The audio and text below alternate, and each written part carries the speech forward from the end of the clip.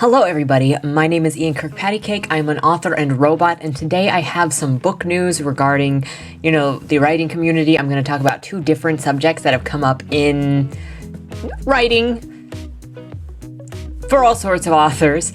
The news today will concern authors who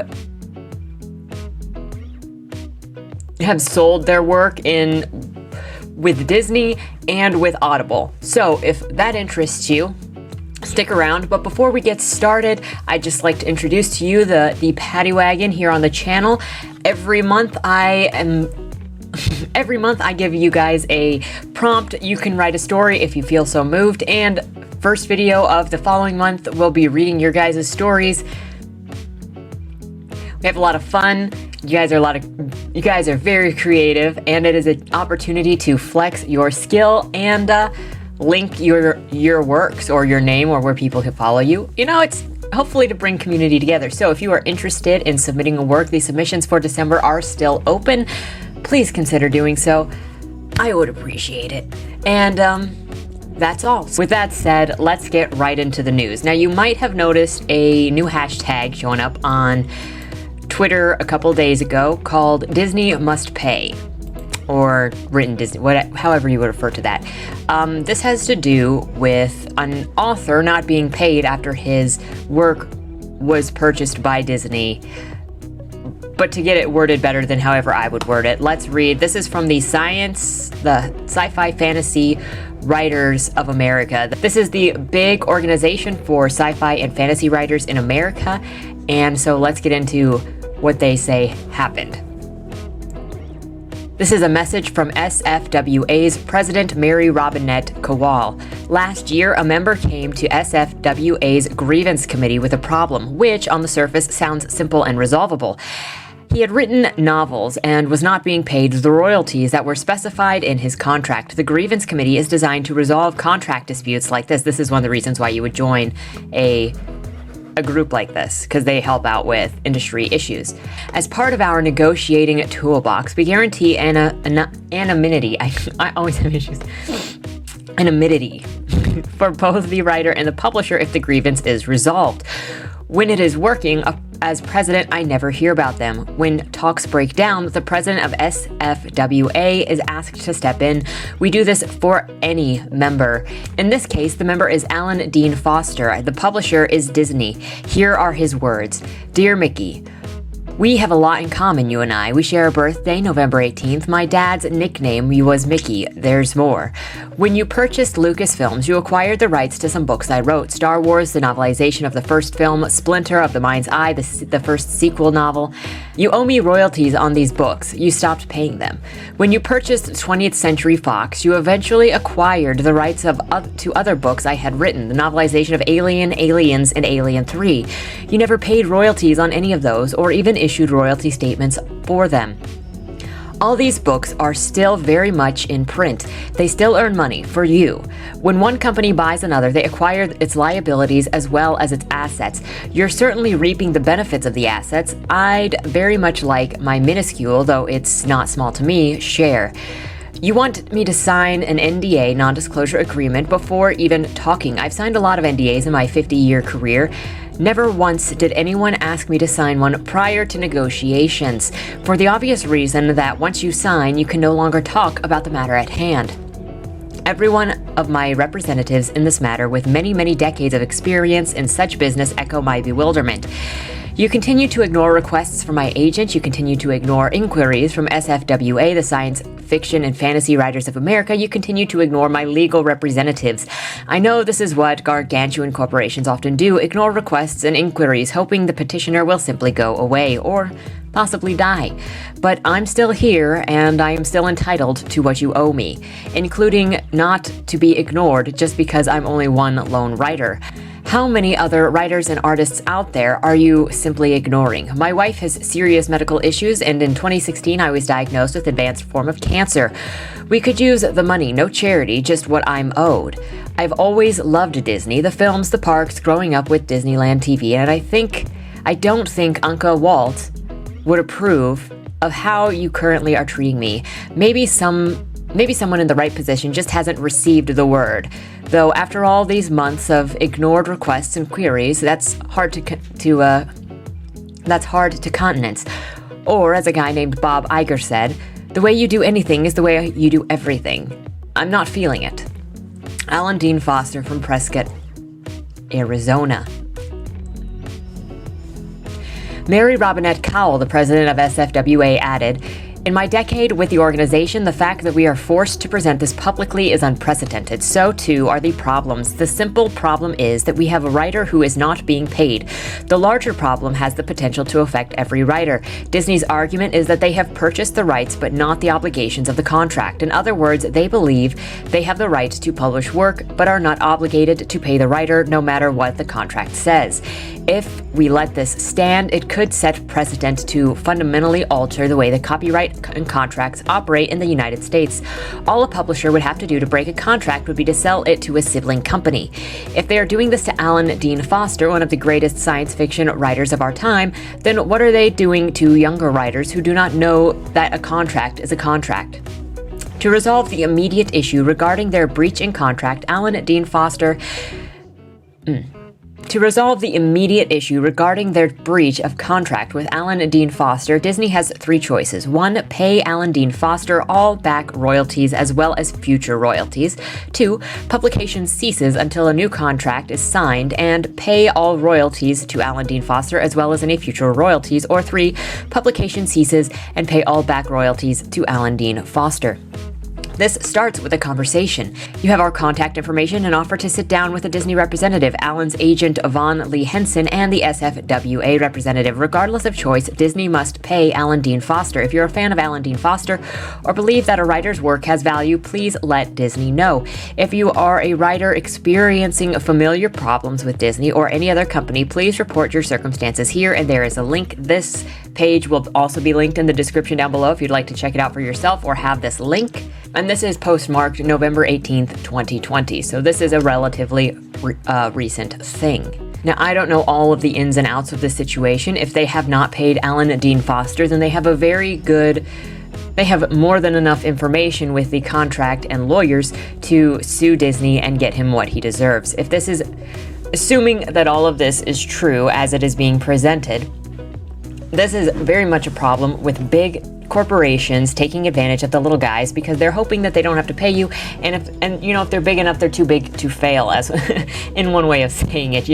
Disney hires out a lot of its, I don't want to say hires out its IP, but it hires a lot of people to come in and write for a bunch of its different IPs that it now owns, so that they don't have to do any work on stuff, but they still make the money because they're hiring a bunch of writers. That's not a problem. The problem comes in when you've got Disney, who's this monster corporation, purchasing up all of these rights in these smaller businesses and then saying, well, we get your property without having any of the liability.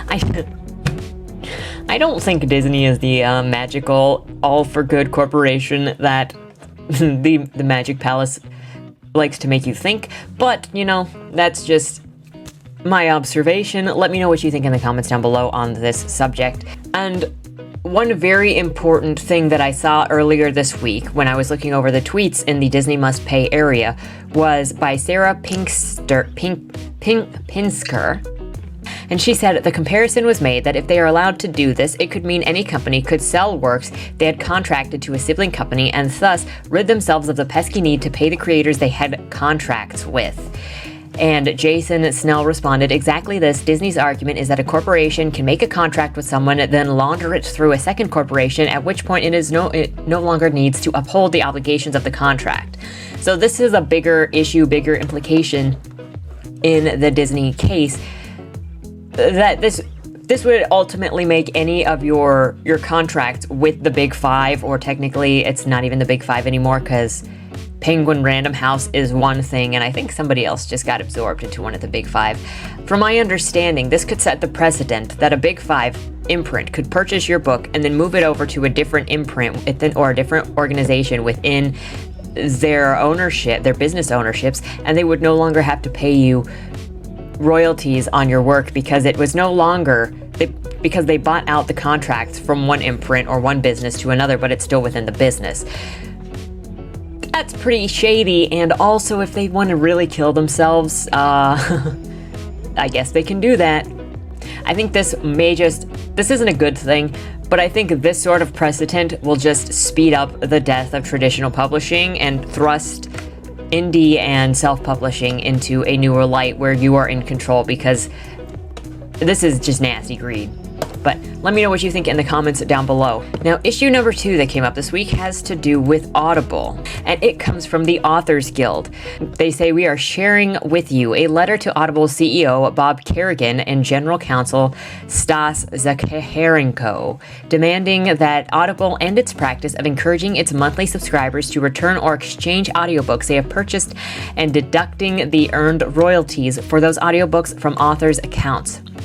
Audible is promoting this easy exchange policy as a benefit to increase its subscriber base, allowing listeners to purchase and listen to entire audiobooks and then return them for a refund or exchange for a new book, all at the detriment of the author's earnings. This is not an exchange policy. This is an unauthorized audiobook rental arrangement supported by authors' reversed royalties, and it must stop. Down below, there is a petition if you'd like to sign it. I'm also going to link this in the description down below, but let's take a look at the letter the Authors Guild and many of their alliances sent in to Audible. They write, we write to express our grave concerns about Audible's easy exchange policy that allows Audible subscribers to return and exchange audiobooks within 365 days of their purchase and deducts all of those returns and exchanges from the author's account. That seems like a very big a window of opportunity to send something back.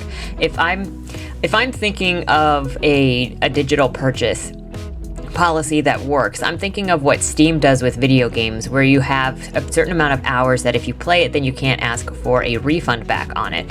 I would think that would be the most reliable way to have an audiobook return policy. You know, if somebody listens to so much of the audiobook, then they can't return it anymore because they've consumed that product enough that it's a complete loss if they send it back.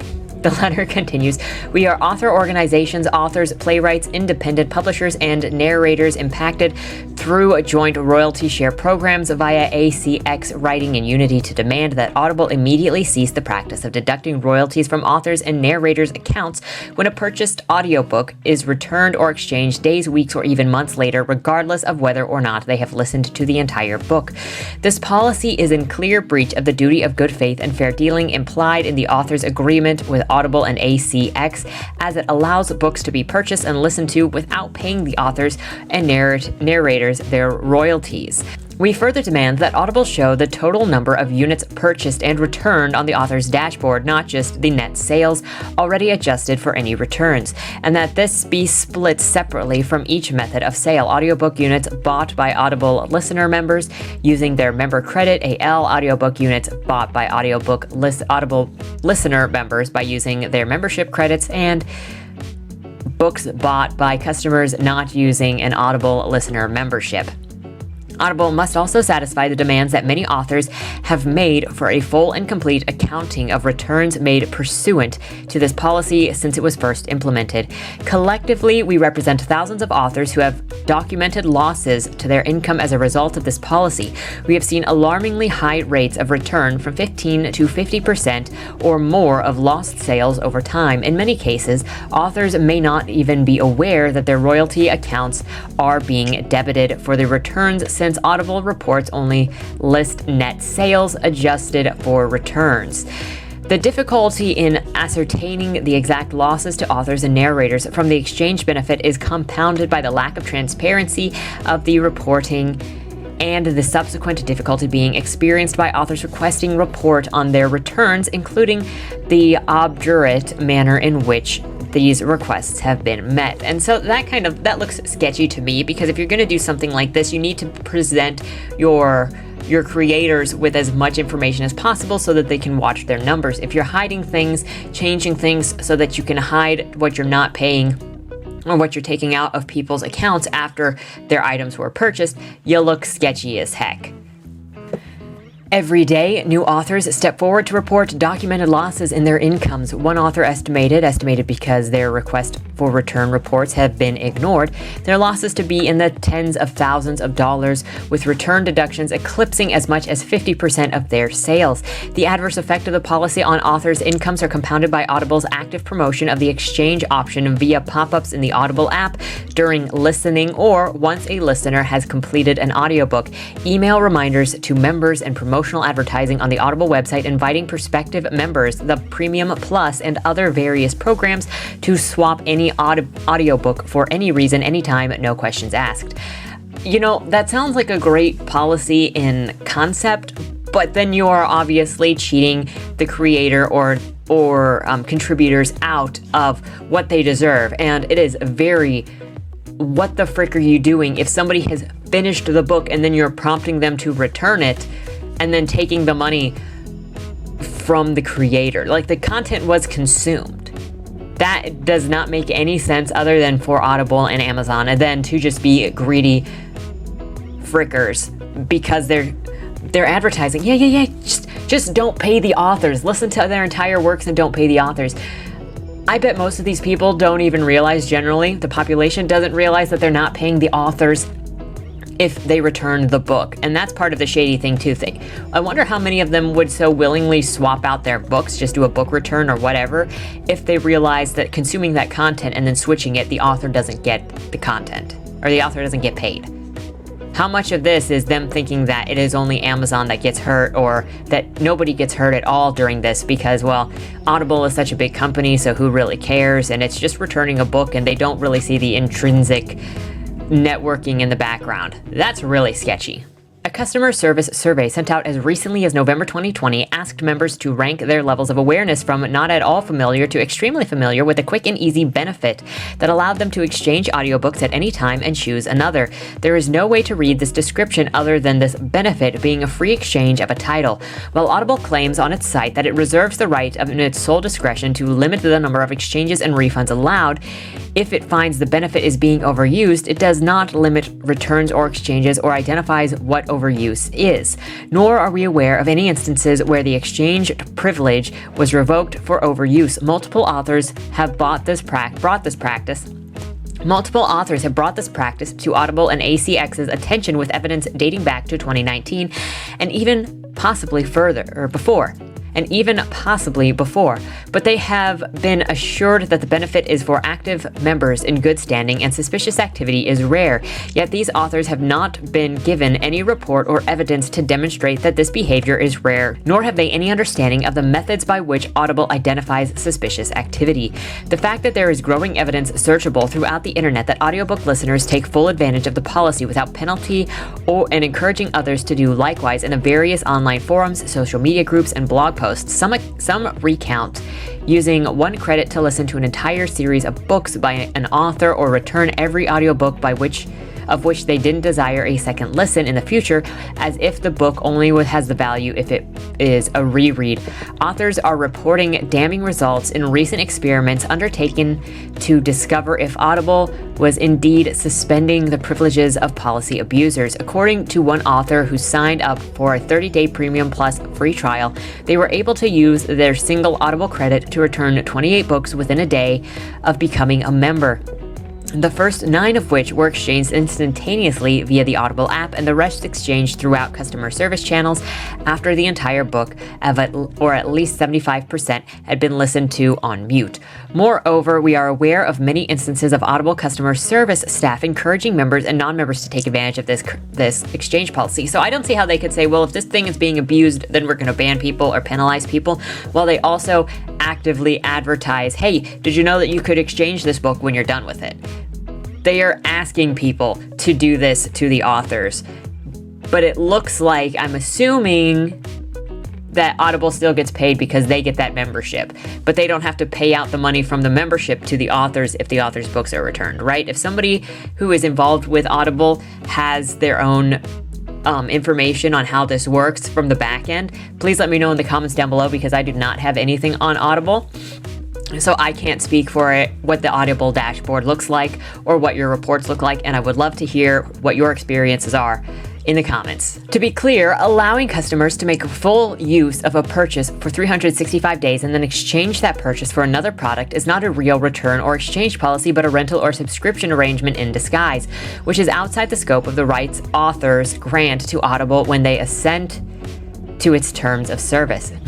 When they assent to its terms of service, the terms only grant Audible the right to sell and distribute the audiobook in consideration for royalties for each copy sold. In breach of its own non-negotiable agreement without asking or notifying the authors, Audible has put books into de facto subscription program that pays no royalties and thereby robs authors of income due under the contract.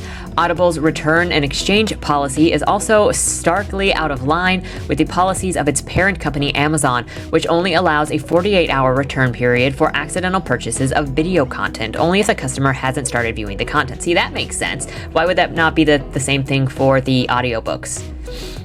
And 7 days for returns of ebooks accidentally purchased through the Kindle store. See, that also makes sense. So why is it different for audiobook? It shouldn't be different.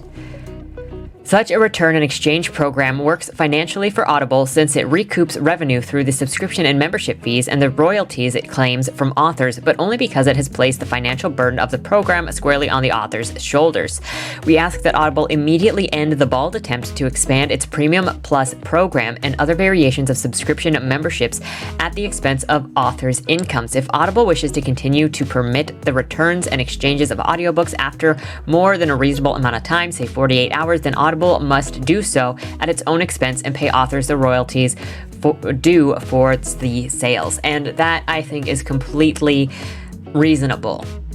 Because Audible is just making money now by saying you're giving them permission to sell your book, to advertise your book, to use your stories and this vast array of stories as a reason for people to pay them, but then you're not getting paid at all because they can just take your book and at least if a library borrows out your book, you got paid for all of the copies of the book that they borrow out. Maybe it's one, maybe it's two, whatever, but you got paid for it. This doesn't do that. It just says, hey, look at all of this cool content that we have, and you just have to pay this one fee, and then it goes right into our pocket, and you never see it as the author. This is very slimy, and also I'm not really surprised that Amazon would do this to authors. There is really no reason, in my opinion, for Audible to have a different exchange policy than Amazon has with the Kindle and the videos. But what do I know? I'm just a robot. Let me know what you think in the comments down below, and until next time, hope you have a great day. I hope you're ready for Thanksgiving this week, and I think that's all. Don't die. Dear Madam Astra, that's me. We regret to inform you that on August 1st, your employer, Agatha Jane Benedict, owner of the Benedict estate, peacefully passed away in her sleep. Oh, that's so sad.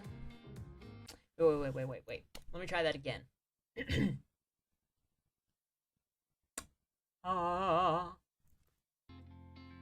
Oh my goodness, that's so sad.